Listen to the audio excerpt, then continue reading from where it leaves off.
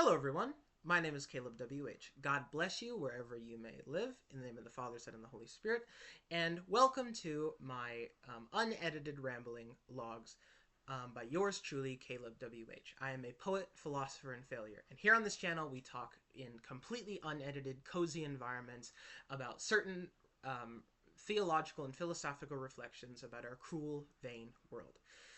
And for those of you that don't know, my name is Caleb W.H., and today we're going to be talking about one of the most impactful stories of my life that has affected not only the way that I think, but also taught me some of the most valuable lessons before I met Christ, during Christ, and has even pulled itself into my spiritual life.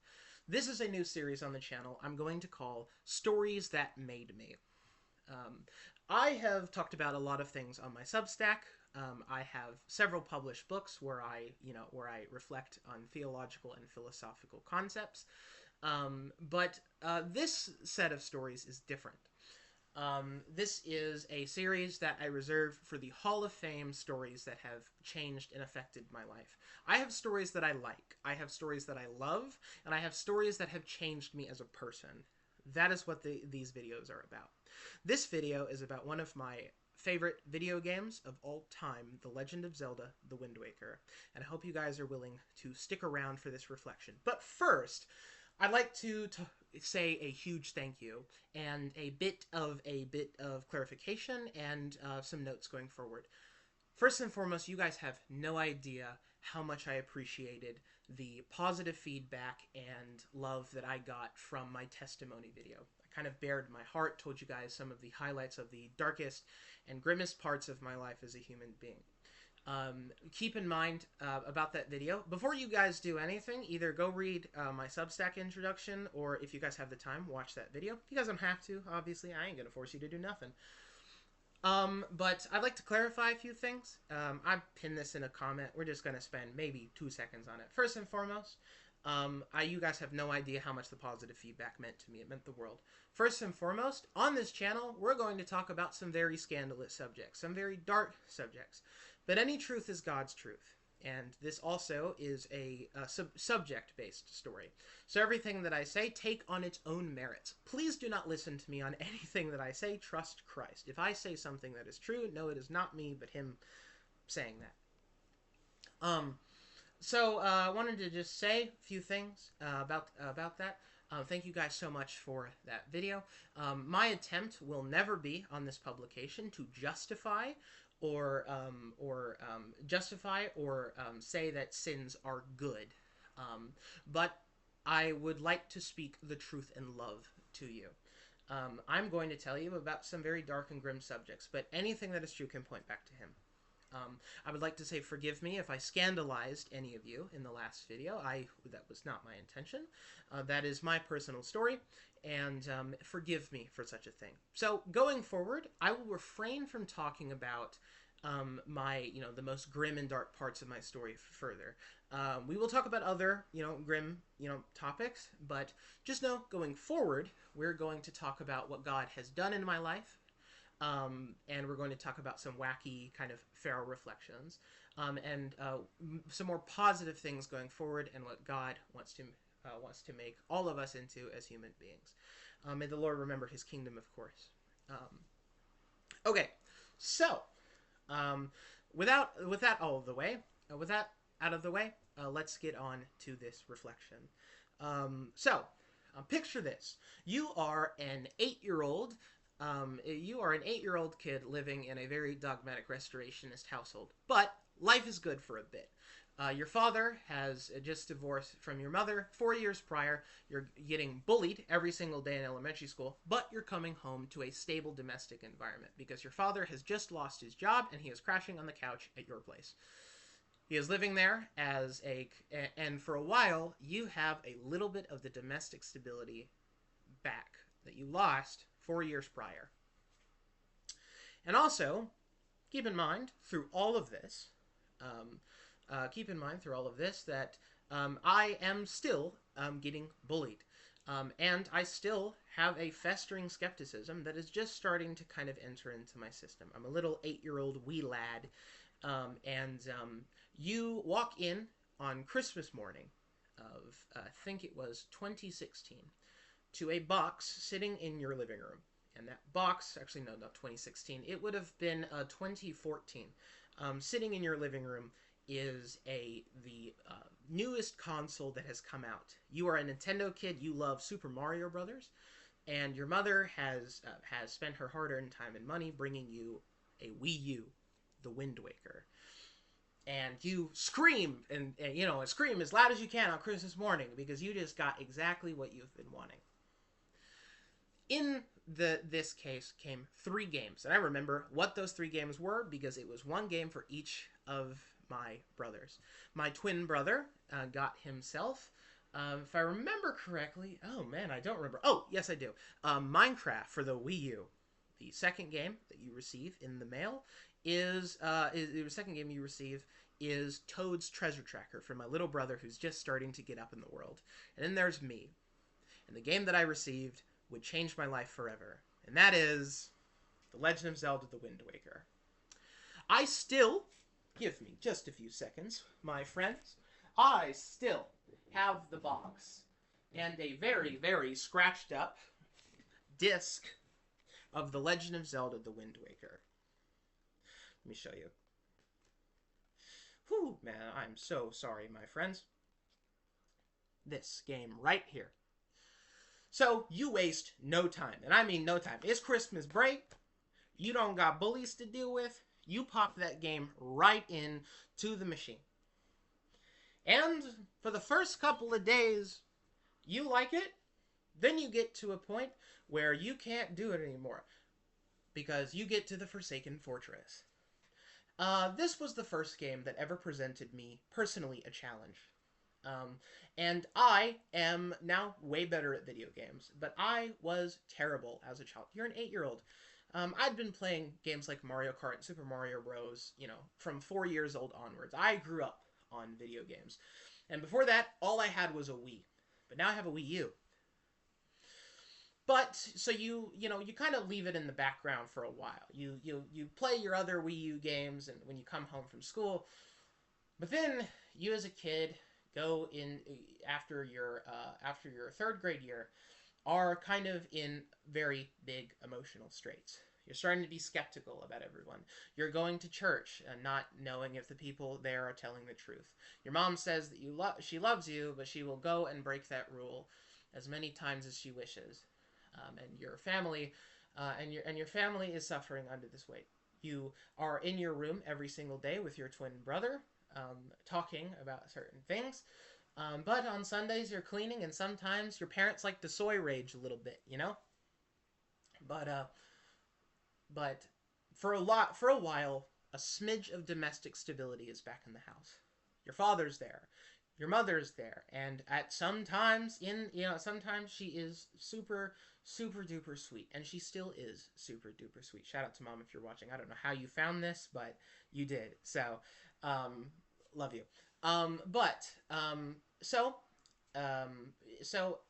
You get back from your terrible 3rd grade year after getting beat up on the playground a little bit too many times, cussing out too many teachers, and getting thrown in a principal's office and lectured about respect and responsibility. You ask what that is, they get mad at you further, and they don't tell you what that is. They just tell you how to act, right?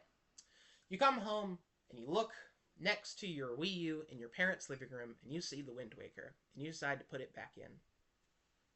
So, finally, let's get to the meat and potatoes of why this game has changed my life. So this video is for people that are either familiar with the story or have played all the way through the Wind Waker. If you're not really going to know what I'm talking about, but I think this reflection stands on its own means regardless.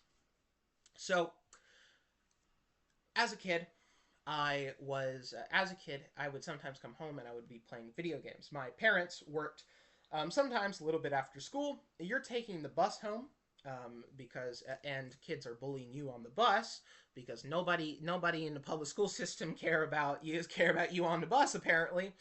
And all the 2nd through 5th graders at the schools are crazy. So you get home, you finally put in the game. And what I proceeded to play changed my life. So, let's talk about it. As you can see, what you are currently looking at is Outset Island, the start of the Wind Waker. You are so the Wind Waker is differs from most games in the Zelda series. I am one of the biggest Zelda fans on the planet because of this game. You start on an island this time. No grand kingdoms of Hyrule. No, no sprawling fields. No, you are a kid in the middle of the ocean. You have a grandma who loves you and who provides for you. Kind of like my own grandma. Hi, Gigi, if you're watching this. Oh man, I don't know how you found this, but we love her. She's a bonehead, but we love her. And you have a little sister. Um, and you are a kid that is growing up, and it is your birthday, the day that you wake up. And so you go into your little sister tells you that your grandmother has a surprise for you. And it says that it's about traditions and boys in green that used to sprawl the kingdoms of old. And when a boy reaches of age, they get green clothes to wear on the day that they become a man, which in this game is about 10 years old. Kind of like a bar mitzvah, but a bar mitzvah, everybody's wearing green. Shout out to if you're an Orthodox Jew watching this. Y'all are probably the only. Well, technically, ethnic Jews also do it. Conservative Jews, the whole shebang, right? But anyway, you end up going into you end up getting these clothes. And what ends up happening is your little sister, who is the love, the thing, the pride and joy of your existence, ends up handing you a telescope and tells you to look in the sky. And what you see in the sky is a woman, or a girl in this case, being dropped into the forests of forests of Outset Island. You, being a kid, are setting out to get this person, because who's going to leave someone like that in that position? Well, apparently every single adult in this story is incompetent. That's going to become a huge major theme as I explain why I love this game. So you end up getting your little you end up going to a guy in the town who's offering swords, and he trains you in the sword, and you get the sword. You go up and you fight all these monsters, and you get this friend back. And this person is a pirate named Tetra. I will try to make this reflection as quick as possible. I have to give you all of this starting information for any of this to make sense. What has happened is, once you get this pirate girl, you go on the bridge, you finally find your little section. Like, oh great, all is saved. This this visitor to our island is saved. Except there's a giant bird remember the bird that dropped the girl into the forest? He come and he swoop up Link, right? Sorry, not Link. Link's sister, Arrow. And you pull out your sword and you run it, but you about to run off a cliff. Very symbolic looking back, but you about to run off. You about to go get this sister, and nobody's gonna stop you. You almost fall off the cliff. The pirate grabs you, and she's basically like, she's gone. So you go back to the island, and you end up asking, like, immediately, like, I'm going to get my sister back. I cannot let her go away. Mighty courage for a 10-year-old. And it really stuck with me at the time, because most of the stuff that I'd seen about, like, the very, very limited information I had about this game, it was kind of quiet and stalwart. He wasn't like a hero that, he wasn't like a expressive kid, That will become apparent in a second. But that will become an interesting thing in a second. But what ends up happening is this pirate offers to take you with her after getting reprimanded for not by a bird guy. Yes, this is Zelda. Crazy stuff happens like that. So first of all, we got some major themes on this radical courage, virtue above all else. And symbolically, all of the adults in the game seem to be kind of reserved, and you are a boy that lives in an ocean. So you go to the Forsaken Fortress, and you end up. So I, as Link, went to the Forsaken Fortress, and this is the time that the break between me playing the game, because this was difficult. This was difficult, but 6 months later, popped the game back in, and this is when I really started to fall in love. Because once you finally get into the room with your sister, with your sword, and you're about to save her, a giant bird comes down and stands in front of you, grabs you, and makes you leave. And so I'm thinking as a kid, bro, I just went through all this 6 months ago, and now you want to be cute and be like, none of this mattered. Oh, I was mad, right? But then something interesting happened. As the bird flies over, you see a man with black skin and ginger hair. He doesn't say anything. He is quiet, reserved, respectful, has dignity, And he's standing there and he just tosses his head over to the side and you go flying. You wake up in a boat, but not just any boat, a talking boat. And you are on an island called Windfall Island. Suddenly, your entire life has changed. You're now super far away from home. You don't know where your sister is. You don't even know if she's still alive. And the boat, instead, this man who's a talking boat. We'll talk about him later. This talking boat ends up looking at you, and for the first time as a kid, you are treated with some semblance of, respect and dignity. This boat is known as the King of Red Lions, and this will be your only companion throughout the entire story. There's no Navi, there is no Midna, there is no Phi, there's none of that. There's just this boat. And you're going to be going everywhere with this boat. You're going to be your companion the whole time. So you step onto this island and this boat is like, I don't have a sail. Could you go get a sail? And you're like, oh, fine, adults, right? You step on this island and there's people on it. As a kid, I fell in love instantly with this game. I don't really know how or why. I don't think I can really explain it to you, but The Legend of Zelda has become my favorite video game series of all time, and Wind Waker is by far in the top spot, and it is only going to get better from here. So I'll skip some of the main bits. You get the sail, and you go to Dragon Roost Island, and it is an island with the same bird people I mentioned earlier. And this was an interesting point in the game, because I was playing sometimes by myself. In my room alone, but I remember for these specific parts of the game, I was with my parents. My mom was joking and singing out loud at some of the characters and their actions. My father was, either on the phone or on the couch wrapped up in his little polka dot blanket, right? And in this dark house in probably autumn or winter, I was home. I had a home, refuge, a fire, communion, fraternity. I had all of this stuff that I didn't even know how to word, but I did know these stories became some foundational memories for me. I remember on Outset Island, my mom was really, really weirded out by the snotty-nosed kid that ends up like following you around the whole time. It was very, very interesting. Yeah, very, very, is very, very interesting. I remember there was in the Earth Temple later in the game, my mom would sing stuff like, she created jingles and stuff for some of the characters. You're bugging me, dear Medley. On Dragon Roost Island, there's this little segment where there's this puzzle where you have to change the wind. To change the wind, it's the Wind Waker. That's a long story. But you change the wind direction facing towards east, and you have to throw Medley. And we had a very hard time with that puzzle. I remember coming home from school some days, and my mom had like printed a map out. A map, like a real, like somebody had gone on the internet and she had printed out, so I didn't have to get the sea charts. I skipped that entirely. My mom had printed out, because this was the HD version. She printed out a map, and I remember that entire game. For some of the game, I was alone. I was sitting in my room.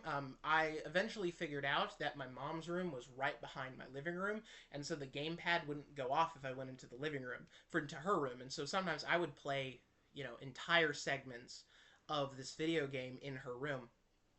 And oh man, this game's story is a doozy. For any person who's slacking and hasn't played it, I am so sorry I spoiled a bunch of stuff for you. Please go play the game.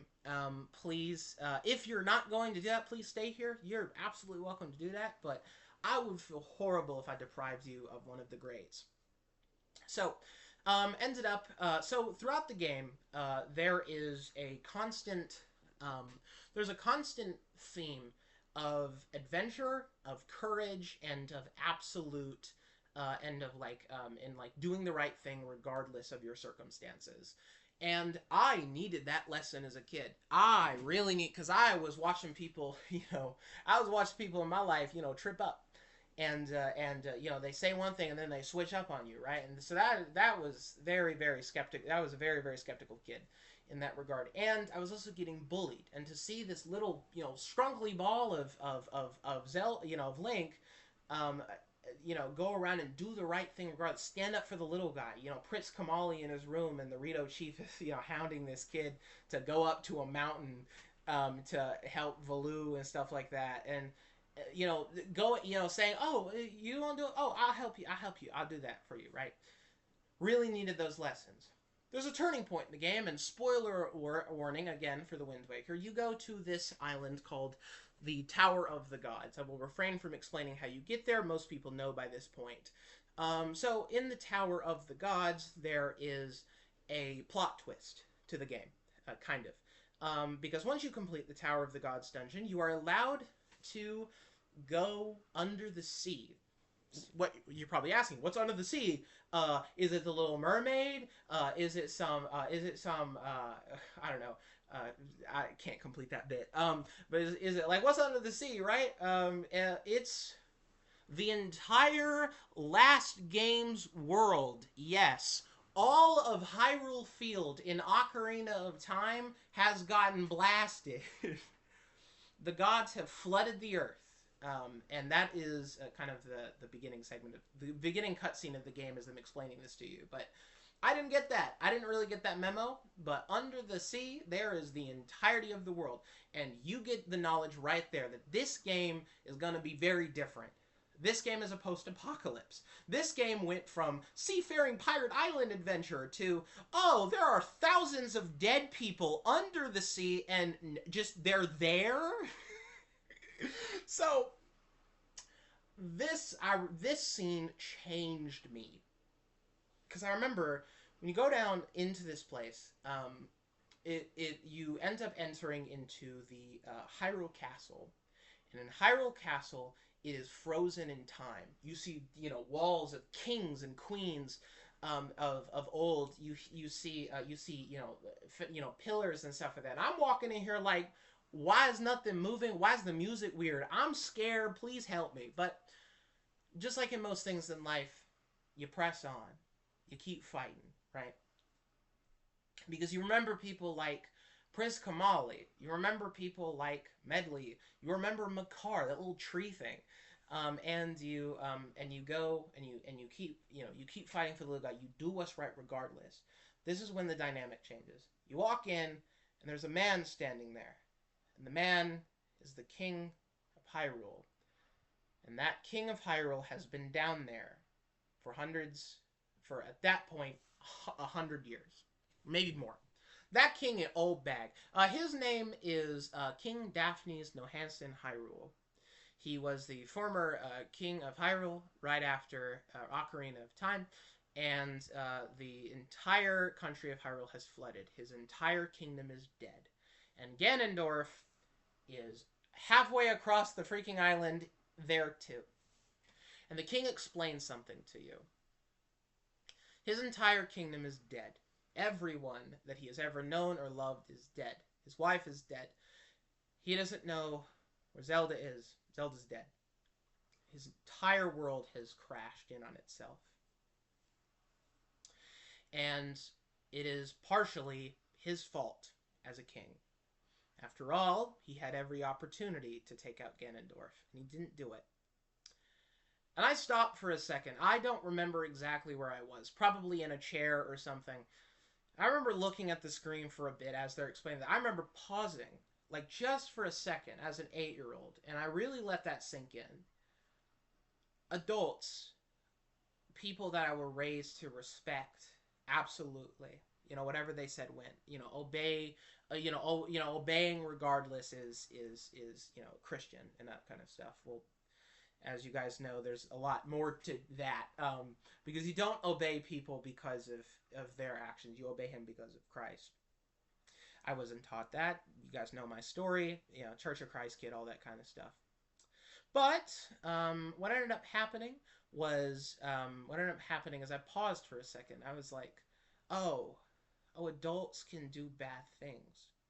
If you guys know my story, that that became really apparent later in my life. But the king ends up looking at you and saying, I have no right to ask you of this, but could you please save my kingdom? I have no hope left, and you have proven yourself to be a valuable warrior. And it's at that moment he reveals to you that he is the boat that you've been, sitting with the entire time. He is the king of Red Lions. Blew my mind as a kid. What blew my mind even more is this. Tetra followed you down. So you in there with Tetra. Well, yeah, you in there with Tetra. And Tetra is a character of her own.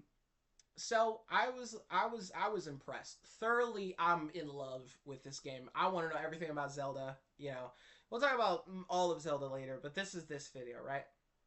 So I ended up going down to the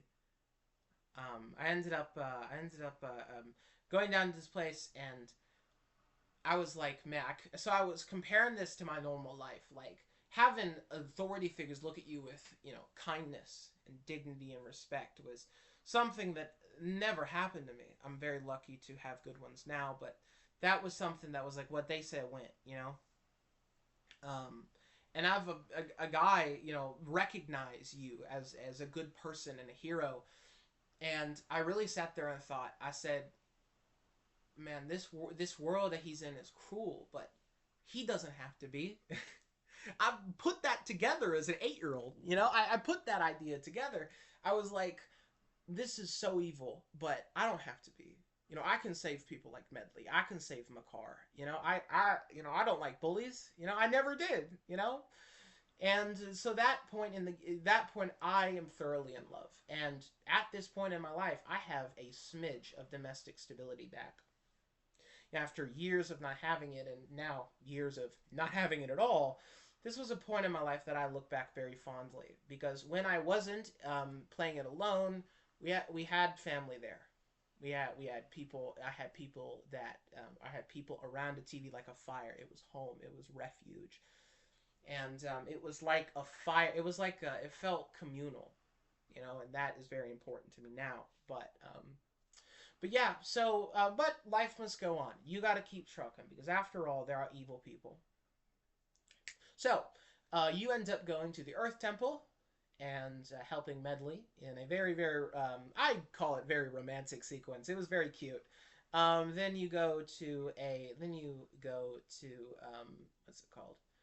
Then you go to the Wind Temple, and finally you get towards the end of the game. You have to do the Triforce sequence, which even in the HD version was awful. I hated every second of it, and the GameCube version is far worse. Sorry if I blasted your eardrums. Please forgive me. But I ended up, once I got past the Wind Temple and I got the Triforce, the King of Red Lions finally looks at you and says something. You, sir, are the hero of the winds. And I don't know why I'm so getting teared up by that, but whatever. What am I but just a wretched poet on the internet? Because he says something like, you have the power to change the winds of fate. Something like that. I can't remember exactly, but somebody can find that screenshot. So you end up going into, finally, back underground. And Zelda, who, by the way, Tetra gets revealed. Sorry if I'm spoiling this for you. I've tried really hard, but you kind of have to know this. At some point in the game, it is revealed that Tetra is Princess Zelda. This pirate girl, like, femme fatale, person that you go around the world with, ends up getting revealed to be a princess. First and foremost, I know one of the biggest controversies around Wind Waker is I kind of have to mention this. This is this channel, right? One of the biggest controversies around the Legend of Zelda: The Wind Waker is ironically Tetra's skin color, which is dumb to me because one, she's tanned, probably a lighting thing, but number two, yes, obviously this kind of tan pirate girl goes to being like a dainty princess. It's supposed to be far more of a girl boss thing. And I get what they were going for. It's 2002. And it's also like, I don't care. I've always had this opinion, and it's an opinion I've carried with all my life, is I hate race. I'm not even, oh, I'm colorblind. No, I think race is the stupidest concept we use to hate each other. I'm not a Marxist. I'm not a conservative. I'm not a progressive. I'm not a Republican. I'm not any of that. I just think race is dumb. I just think the fact that we have, cultural paradigms that we use to cudgel people who look different than us is stupid, is dumb, and also, I care about the little guy. I don't like the bullies. I love the margin. I've always have, you know? But regardless, I think it's kind of beautiful about this game is in this game it recognizes what I've begun to write about in a lot of my things, and that's that people have different um, ontological characteristics, but they are still dignified. They're still, women have different ontological characteristics and different ways of expressing that ontology, but they're still women. And men, or in this case, I guess you're a boy, is you have different ontological characteristics and different ways of expressing, but you're still a man, and you're still worthy of that dignity. So, after all of this, Zelda gets kidnapped, and now you gotta go scrap with the man, the orange-haired guy that I mentioned at the beginning of this, Ganondorf. And this is when the game went from good to great. After I beat Puppet Ganon, I went to get ice cream, but that's not really what I'm talking about. One of the best video game monologues I've ever seen. I'm a huge fan of poetry and oratory and storytelling and stuff like that. One of the best acts of oratory I've ever seen is what they did with Ganondorf in this game needs to be studied. So as mentioned, you live in the post-apocalyptic remains of Ocarina of Time. And Ganondorf in that game is a far more like, hey, I'm evil, right? But in this game, he's composed. He begins to tell a story, draw a narrative on who he is, and talk about the mistakes that he made. And he even says, I don't want to kill you. I just want that kingdom back. I want the wind back. I want the old kingdom back. And you walk into this grand room after fighting Phantom Ganon. You walk into this grand room, and in that room is a bed. The most serene childhood dreams, and Zelda is sleeping in it, or Tetra is sleeping in it. And in this, room, there is a white veil around the bed, and around it, there is a dank, dark, damp, little cylindrical room. And there's such a metaphor in that. Like, I could sit here and talk about, like, this feeling of, trying to preserve, a child's world, monsters trying to preserve a child's world, but it's ultimately to protect themselves. And I could talk about that for ages. And Tetra's character and Link are but this is just the highlights, right? This video has gone on for 34 minutes. My apologies. I am your, your feral internet roommate and favorite philosopher and failure redeemed by grace, right? But, so in this room, you end up getting in a room with the great King of Evil, Ganondorf, and he looms over this bed of this child who is sleeping. And he gives some of the best monologue I've ever seen in a video game. He puts his hand over Tetra, and he begins saying something. He says, Um, he said, I suppose you want to stop me. I suppose you want to kill me. I don't. Right? I'm not trying to kill you, but I know you want to kill me. So, which is, by the way, dumb because he's probably gonna take over Hyrule once he gets the Triforce anyway. But he says, I'm gonna just tell you something. And he puts his hand over this little girl's eyes, and he says, if I remember correctly, I'm paraphrasing. He says, "You want to know what this girl's dreams look like?" And I was like, "Oh no!" I think he looks. By the way, this is menacing. This is the most menacing scene I've ever seen. He puts his hand over her eyes, and he's like, "Oceans, oceans, as far as the eye can see." It's almost ironic.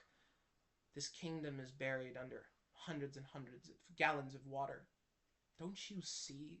You're going on a false quest. You guys have this hope in this, and this is what's under it. This is the hell under it. Your gods destroyed you. As a 9-year-old, I think in this case, that line haunted me, and it still continues to haunt me. This idea that the hopes and dreams and idols that we make for ourselves, if we worship them, will kill us because there is one God and there is one truth. And this is coming out of a man who is partially to blame for the situation that you find yourself for partially the situation that is brilliant. I needed that. I needed all of that because I grew up around adults. I grew up around adults who were telling me about this false hope that we had, and here is the reality of it, and you should want this reality, right? You should want, even though that it's obviously falsely constructed, right? And it's not real, it's not objective. Partially it is. There's a partial observation there that yes, this is the dark sea underbelly, and maybe we can conserve some of this, right? Maybe that there's something here that we can keep in. So Ganondorf, keep in mind he is the guy that you are. Keep in mind that he is the guy that put you in this situation. He says, yeah. So what was that? Sorry, I lost my train of thought. But yeah, so the adults, yeah. So I grew up around the idea that that we should want to conserve this kingdom. We should want this old wind, these normal values, And while there is something true in that there are things that are true and good and beautiful that are worth conserving, what is it when it is built on the backs of thousands of lies, untruths, and evil? Because I'm a radical believer in the objective truth, and this really sold it for me. And so finally you end up fighting Puppet Ganon. And yeah, it's kind of ironic. He's like, I don't want to kill you, then tries to kill you, right? Very, very fitting. And you crawl up and so finally you beat Puppet Ganon. And after this scene, I'm with my parents and stuff like this. I beat it. And I'm like, oh, this is the most elated moment of my life. And so they go to bring us ice cream. But I'm not done with the game, right? If I remember correctly, I remember where I completed this game. I was, I think, in a chair at night. My mom was in the other room going to sleep, and I kind of stayed up a little bit too long. I should have been in bed, but I wasn't, because I was like, I gotta beat this guy. And so finally, you get up to the top of Ganon's tower, and it is a flooded ocean world. And Ganon looks at you, and he gives, again, one of the this is a Zelda game. This is for this is target audience is for kids, right? This is the Nintendo game, and it did what it was supposed to do, right? And so and so he gives this speech. He says he talks about how he grew up in a vast desert. He grew up in the sticks, and he says that he looked at his world and his people freezing to death at night and boiling in the day, and he looked at the Hyrule, the Hylians with their grand, castles, and he said, I want that. Because he said when he stood in Hyrule Field and he felt the wind on his face, he began to covet it. He wanted it to be his because his people were suffering. So he went and got it.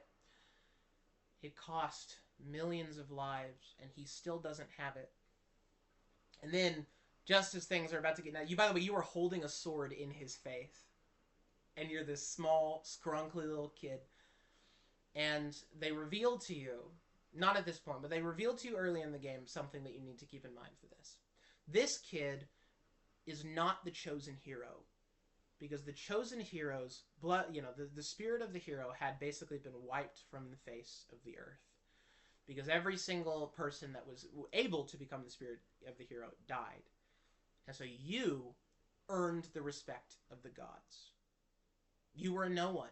You were soft. You grew up in a, but you had a radical fidelity to doing what was right. You saved your sister, and now you're standing in the face of a man who tried to take all of that from you. All for his version of Eden, as if that version of Eden is in any way worth keeping. Finally, he decks you in the face, right? And he grabs the Triforce, and there's one of the most beautiful moments in all of video gaming. There is the Triforce, and he is about to wish for him to be the ruler of Hyrule and to give this kingdom back. But just as he's about to do it, the king stops him. He puts his hand on him, on the Triforce, before he can do it. And he says, you know what I want?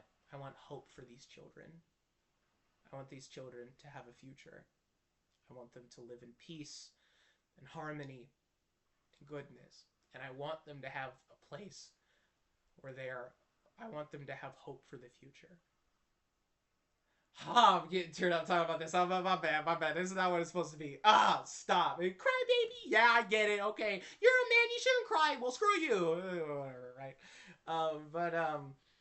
It was, it's still get teared up thinking about that. But yeah. So what ends up happening is you get in a super huge fight with Ganondorf, because once he wishes for it, the Triforce breaks, and the walls come crumbling down. Or rather, the water, which you have been preserved from, comes tumbling down. And he stands there, and he looks at the ruins of his supposed Eden that was built on lies, because he coveted the wind, as if you can covet the truth. And he's laughing. And he's laughing at the pain and the suffering, and then he says, I'm gonna kill you now. He says, I got nothing left. And so you get in one of the best fights in video gaming history. It's not that difficult, surprisingly. I completed this on a chair, right? And so Zelda and you and Zelda end up fighting Ganondorf, and one of the coolest, like the kid from the sticks, the nobody who sticks up for the little guy and has a radical fidelity to the truth, standing up against a man who covets the wind and is stealing it from hundreds of thousands of children. Grabs it, and he stabs him in the head. Metal. Finally, at the end of the game, you stand there in front of the King of Red Lions. You are holding Tetra with you. And the king looks at you and he says, I gotta go out. And you're like, no, bro, come with us. We can make a new one. There's probably some land out there. There is. It's Spirit Tracks. And he's like, no. He says, I'm an old man, but that makes me very happy. You find that land. It'll be your land. And the game ends with the line, oh man, it's such a Christian allegory. He says, I have sowed the seeds of the future. It's so good. And so that, my friend, is my story with The Legend of Zelda: Wind Waker. Kind of. You see, if you're probably looking at the time temp and probably the time of that video, I'm not really done talking about this. That's the story of the Wind Waker, what I just told you. All of it. The highlights of it. I'm skipping a few things, side quests, other characters, and stuff like that, but that's the gist. I want to take you back to that part of my life, and if you watch the testimony video, it should be very apparent. This was before all the hedonism and the skepticism and getting exposed to the demonic stuff that I got exposed to, and tearing yourself apart for years, and not being able to trust your family anymore, and finding, Christ, the Nazarene finding me in a bathroom a few years ago, right? But Um, oh man, but what I'm about to talk about is very heavy. So I grew up, as you guys know, in a restorationist society. Um, I grew up in a society of dogmatic, conservative people. I am neither progressive or conservative, because I believe that there is a truth, but I also believe in radical willing the good of the other, canonically. When Christ says, "What you do to the least of these, you do to me," he means it.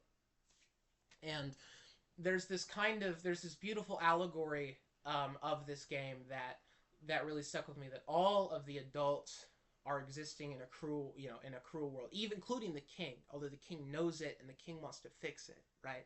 And I've met conservatives like that, and they're beautiful people. The conservatives that are like, I want this kingdom to be your land, and so I wanna give that to you, and I think that's a beautiful thing. And I think as as human beings, we need to recognize that in the other person. Um, but it is remarkably cruel, the situation that this kid has gotten himself in. Link could have chosen at any point in this journey to turn back. He's not technically the chosen hero. He could just say, "Whatever, I saved my sister earlier in the story. I don't got to deal with any of this." But no, this is a line that has this, I think, is the theme and the message as a Christian that this got to me. He says, "The world is cruel. The world is sinful. The world is fallen. The world is out of you know the world is cruel, sinful, and fallen. But you don't have to be.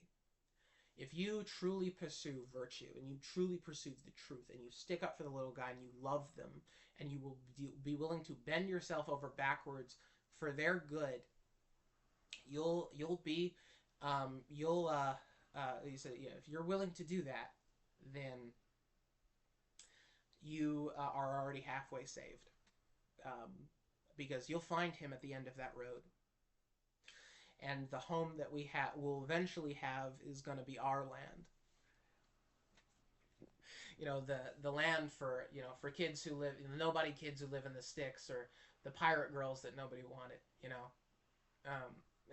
Sorry, cheesy. I get it, but it's just so good. And the second thing that always gets to me is I should pull a line out of the good book. I've memorized it. Ecclesiastes 4:1. I'm not going to read it to you, but I will memorize it. He said, "Behold the sufferings of the oppressed. Out of their oppressors' hands come power, and there are none to comfort them." That, I think, is a very beautiful, allegory for the Wind Waker. Because as you know, this evil, this king who's coveting the wind, who wants, this world of his, he wants his kingdom back, but he wants it for himself. He wants his peace, his joy, his love, and he's willing to bend over backwards and hurt as many people as necessary for that. The adults in your life are going to, adults can be cruel, but you don't have to be. You don't have to be. And I think of that, line that, like, this veil in front of this, this child. She may be a pirate, but in that soul is a 10-year-old. 10-year-old who lost her pirate queen mother, and now she has to, raise this group of weirdos. And this idea that this perfect dreams of childhood is trying to protect this world of muck that is being paraded around by this evil man. Oh, it's so good. It's so good. And so, as a Christian, as I went through the stuff that I did in my teenage years, my Cartesian hedonism arc, my Pharisee arc, and when the Nazarene found me in a restroom, this game was always there for me. If I wasn't playing it on my Wii U, which eventually I stopped playing, I would watch videos of it. I would watch hundreds of videos, essays on it, and I also would play it now on my Steam Deck. So I think that is where I'll conclude this video.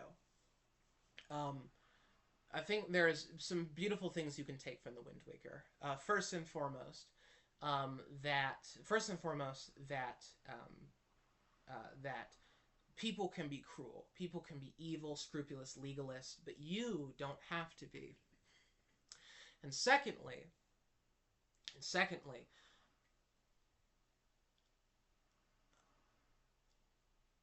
one day this land will be your land.